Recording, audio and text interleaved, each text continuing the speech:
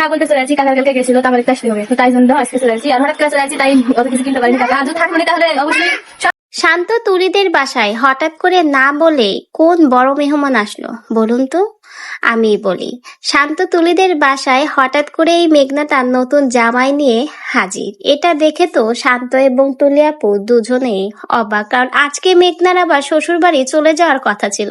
শ্বশুর বাড়ি না যেয়ে তারা চলে এসেছে শান্ত তুলিদের বাসায়, এটা দেখেই তারা অবাক। আর সেই মুহূর্তের ভিডিও কিন্তু সোশ্যাল মিডিয়াতে তারা শেয়ার করেছে।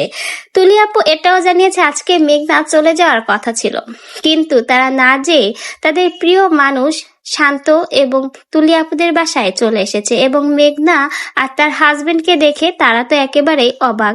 হঠাৎ করে মেহমান আসায় ঘরে যা ছিল তাই দিয়েই কিন্তু আপ্যায়ন করেছে মেঘনার জামাইকে। এখন অনেকেই হয়তো খোঁচা মেনে বলবে, নতুন জামাই তা বাইরে বসে কেন আপ্যায়ন করছে, ঘরে কি তাদের জায়গা নেই, না বাড়ি ঘর নেই?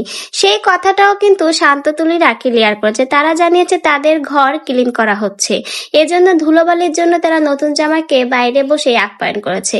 মানে মানুষ নানাভাবে কিন্তু তাদের ভিডিওতে ট্রল করে, খোঁচা করে, মানে কোনো একটা কিছুর সামান্য ত্রুটি দেখলেই তাদেরকে খুঁচিয়ে বেড়ায় কিছু কিছু প্রকৃতির মানুষ। মানে কিছু একটা মানুষ আছে না, খোঁচা না দিয়ে কথা বললে হয় না, ঠিক তেমন তো এই বিষয়টা কিন্তু ক্লিয়ার করলো। আর নতুন জামাই আর মেঘনার যেখানে সমস্যা নেই, সেখানে আপনার আমার এত সমস্যা কেন রে ভাই?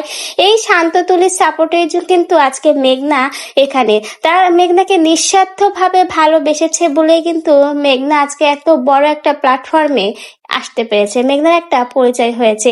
এই শান্ত তুলি আপুদের জন্যই কিন্তু মেঘনার এত পরিচিত। তারা যদি তাকে না ভালোবাসতো তাহলে কি আমি আর আপনি ভালোবাসতে আসতাম? কখনোই তো তার পাশে আমরা যে সাপোর্ট করতে পারতাম না। কিন্তু এই দুইটা মানুষ কিন্তু সব সময় মেঘনার দুঃখে বিপদে আপদে তার পাশে দাঁড়িয়েছে, তাকে সাপোর্ট করেছে, তার একটা নতুন ভবিষ্যৎ তৈরি করে দিয়েছে।